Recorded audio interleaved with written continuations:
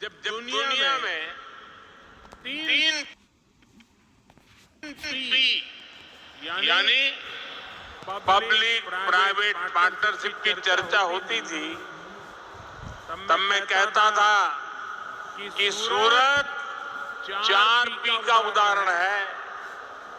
4P यानी peoples, public, private partnership. यही model सूरत को विशेष बनाता है। सूरत के लोग वो दौर कभी भूल नहीं सकते जब महामारियों को लेकर, बाढ़ की परेशानियों को लेकर यहाँ अपप्रचार को हवा दी जाती थी। उस कालखंड में यहाँ के व्यापारी और व्यापारी समाज के अनेक लोगों से मैंने एक बात कही थी। मैंने कहा था, अगर सूरत शहर की ब्रांडिंग हो गई तो हर सेक्टर, हर कंपनी की ब्रांडिंग अपने आप हो जाएगी। और आज देखिए, सूरत के आप सभी लोगों ने ऐसा करके दिखा दिया है। मुझे खुशी है कि आज दुनिया की सबसे तेजी से विकसित होते शहर में सूरत का नाम है। और इसका लाभ यहाँ हर व्यापार कारोबार को हो रहा है।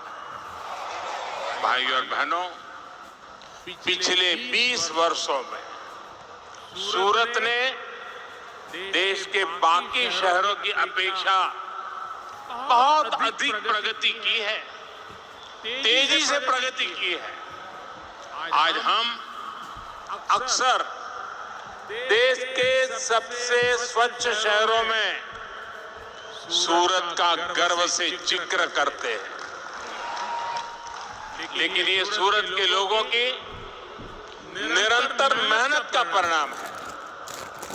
सैकड़ों किलोमीटर से अधिक के नए ड्रेनेज नेटवर्क ने सूरत को एक नया जीवन दान दिया है। 2 दशकों में इस शहर में जो सीवरेज ट्रीटमेंट की कैपेसिटी बनी है, उससे भी शहर को साफ सुथरा रखने में मदद मिली। आज भाकर और बामरोली में नई कैपेसिटी जुड़ गई है। यहाँ जिन साथियों को काम करते हुए 20 साल से ज्यादा का समय हो चुका है, वो इस बदलाव के बहुत बड़े साक्षी हैं। बीते वर्षों में सूरत में झुग्गियों की संख्या में भी काफी कमी आई है। इन 2 दशकों में यहाँ गरीबों के लिए, झुग्गियों में रहने वालों के लिए करीब 80,000 घर बनाए गए हैं। सूरत शहर के लाखों लोगों के जीवन स्तर में इससे सुधार आया है। साथियों, डबल इंजन की सरकार बनने के बाद और घर बनाने में भी तेजी आई है और सूरत के गरीबों, मिडिल क्लास को दूसरी अनेक सुविधाएं भी मिलने लगी है। आयुष्मान भारत योजना के तहत देश में अभी तक लगभग 4 करोड़ गरीब मरीजों को मुफ्त इलाज मिल चुका है। इसमें 32 लाख से अधिक मरीज गुजरात के और लगभग 1.25 लाख मरीज ये मेरे सूरत के हैं।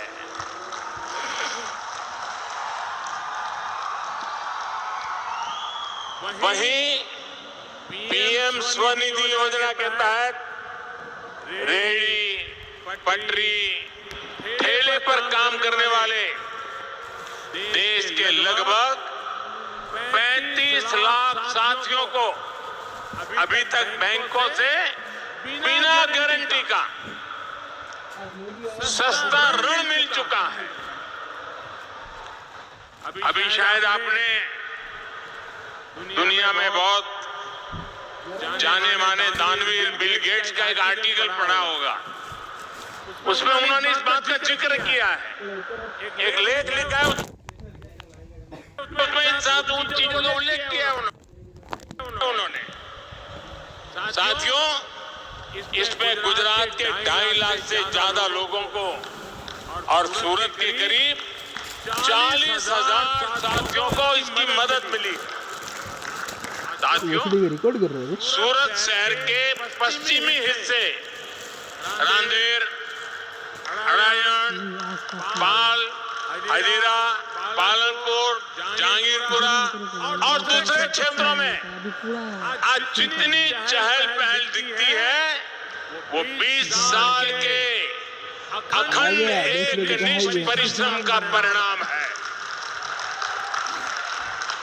शहर के अलग अलग हिस्सों में तापी पर आज दर्जन भर से ज्यादा पुल है जो शहर को भी जोड़ रहे हैं और सूरत वासियों को समृद्धि से भी जोड़ रहे हैं। इस तरह की इंटरसिटी कनेक्टिविटी बहुत कम देखने को मिलती है। सूरत सही मायने में सेतुओं का शहर है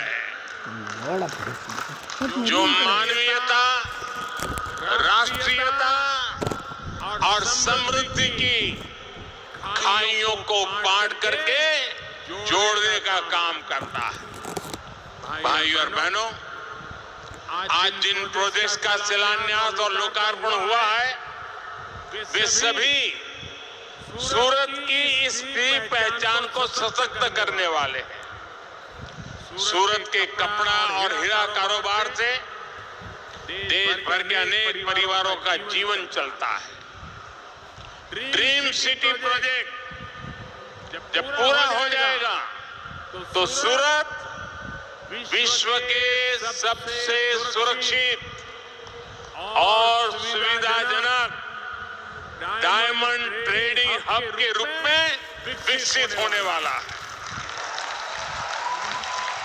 वो दिन दूर नहीं जब सूरत दुनिया भर के डायमंड कारोबारियों, कंपनियों के लिए एक आधुनिक ऑफिस स्पेस के रूप में पहचाना जाएगा।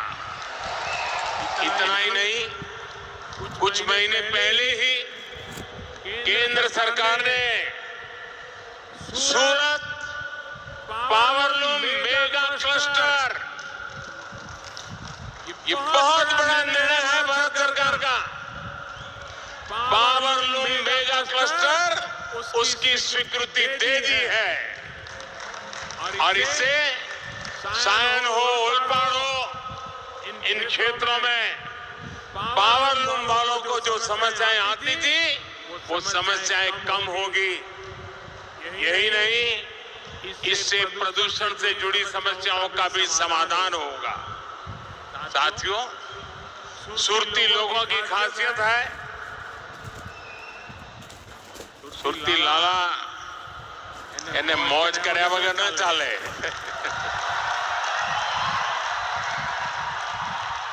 અને બહારથી આવનારો માણસ પણ જોતામાં સુરતી લાલાના રગે રગાઈ જાય। અને હું તો કાશીનો એમપી છું એટલે લોકો રોજ મને સંભળાવે સુરતનું જબડ, કાશીનું મરડ। અને સાંજ પડી નથી કે તાપ્તી નદીની आसपास इलाकों में घूमकर ठंडी हवा का लुत्फ उठाना और कुछ खा पी करके ही घर लौटना। इसलिए ताप्ती के किनारों सहित सूरत को और आधुनिक बनाने के प्रयासों को आगे बढ़ाने के लिए भूपेंद्र भाई और सीआर पाटिल और कॉरपोरेशन से जुड़े लोग यहाँ के विधायक, इन सबको मैं बधाई देता हूं आपके इन प्रयासों के लिए। बायोडायवर्सिटी पार्क प्रोजेक्ट के बनने से सूरत वासियों की टहलने की आदत को और सुविधा मिलेगी। उठने बैठने सीखने के लिए नए स्थान मिलेंगे। भाइयों और बहनों, एयरपोर्ट से शहर को जोड़ने वाली सड़क जो बनी है वो सूरत की संस्कृति, समृद्धि और आधुनिकता को दर्शाती है। लेकिन यहाँ अनेक साथी ऐसे हैं जिन्होंने एयरपोर्ट के लिए भी हमारे लंबे संघर्ष को देखा है, उसका हिस्सा भी रहे हैं। तब जो दिल्ली में सरकार थी, हम उनको बताते बताते थक गए कि सूरत को एयरपोर्ट की जरूरत क्यों है, इस शहर का सामर्थ्य क्या है। आज देखिए कितनी ही फ्लाइट यहां से चलती है, कितने ही लोग हर रोज यहां एयरपोर्ट पर उतरते हैं। आपको याद होगा यही स्थिति मेट्रो को लेकर के भी थी, लेकिन आज जब डबल इंजन की सरकार है तो स्वीकृति भी तेज गति से मिलती है और काम भी उतनी ही तेजी से होता है। भाई और बहनों, व्यापार कारोबार में लॉजिस्टिक का कितना महत्व होता है ये सूरत वाले अच्छे से जानते हैं। नई राष्ट्रीय लॉजिस्टिक पॉलिसी से सूरत को बहुत लाभ होने वाला है।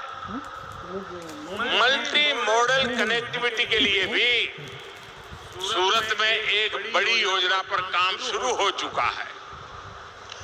Goga Hazira ropax ferry service ने सौराष्ट्र के कृषि हब को सूरत के बिजनेस हब से जोड़ने में बहुत महत्वपूर्ण भूमिका निभाई है। गोगा और हजीरा के बीच रो फेरी सर्विस की वजह से लोगों का समय भी बच रहा है और पैसा भी बच रहा है। सड़क के रास्ते गोगा और हजीरा के बीच की दूरी करीब 400 किलोमीटर के आसपास होती है, जबकि समंदर के रास्ते यही दूरी कुछ ही किलोमीटर हो जाती है। अब ये इससे बड़ी सुविधा क्या हो सकती है। इससे वजह से जहां पहला गोगा से हजीरा आने जाने में 10-12 घंटे लगते थे, वहीं अब ये सफर 3.5-4 घंटे के अंदर अंदर हो जाती है। हम फेरी की वजह से भावनगर, अमरेली और सौराष्ट्र के दूसरे हिस्सों से सूरत आए लोगों को बहुत लाभ होगा। अब परमानेंट टर्मिनल तैयार होने के कारण आने वाले दिनों में और ज्यादा रूट खुलने की संभावना बढ़ी है। इससे यहाँ के उद्योगों को, किसानों को पहले से ज्यादा लाभ होगा। साथियों, हमारी सरकार सूरत के व्यापारियों, कारोबारियों की हर आवश्यकता को देखते हुए काम कर रही, नए इनोवेशन कर रही है। मैं आपको एक उदाहरण देता हूं। आप जानते हैं कि सूरत के टेक्सटाइल का एक बड़ा बाजार काशी और पूर्वी उत्तर प्रदेश से भी जुड़ा हुआ है। यहाँ से बड़ी संख्या में ट्रकों के जरिए सामान पूर्वी यूपी भेजा जाता रहा है। अब रेलवे और पोस्टल डिपार्टमेंट ने मिलकर एक नया समाधान भी खोजा है, एक नया इनोवेशन किया है। रेलवे ने अपने कोच की डिजाइन को इस तरह से बदला है कि उसमें आसानी से कार्गो फिट हो जाता है। इसके लिए खास तौर पर 1 टन के कंटेनर भी बनाए गए हैं। ये कंटेनर आसानी से चढ़ाए और उतारे जा सकते हैं। शुरुआती सफलता के बाद अब सूरत से कांची के लिए पूरी एक नई ट्रेन ही चलाने की कोशिश हो रही है। ये ट्रेन सूरत से माल सामान ढो करके काशी तक जाया करेगी। इसका बहुत बड़ा लाभ सूरत के व्यापारियों को होगा, यहाँ के कारोबारियों को होगा, यहाँ के मेरे श्रमिक भाइयों बहनों को होगा। बहुत जल्द सूरत बिजली से चलने वाली इलेक्ट्रिक व्हीकल बिजली से चलने वाली गाड़ियों के लिए भी ये सूरत पहचाना जाएगा। सूरत की नित्य नई नई पहचान बनती है। कभी सिल्क सिटी, कभी डायमंड सिटी, कभी सेतु सिटी, और अब इलेक्ट्रिक व्हीकल वाला सिटी के रूप में जाना जाएगा। केंद्र सरकार आज पूरे देश में इलेक्ट्रिक वाहनों को चलाने के लिए सरकारों को मदद दे रही। सूरत इस मामले में भी देश के बाकी शहरों की तुलना में बहुत तेजी से काम कर रहा है, और इसमें सूरत को बधाई देता हूं इस काम के लिए। आज सूरत शहर में 25 चार्जिंग स्टेशन का लोकार्पण और इतने ही स्टेशनों का शिलान्यास हुआ है।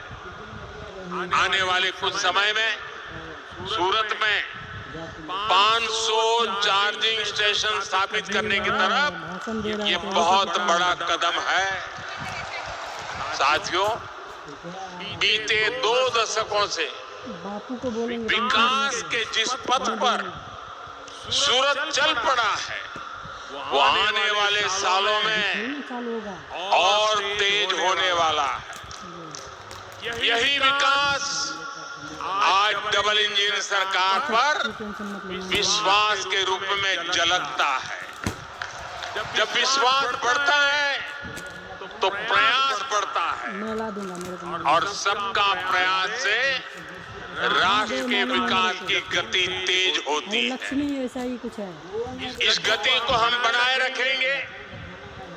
इसी आशा के साथ सूरत वासियों जेटलो आभार मानो એટલો ઓછો। दाल चावल रोटी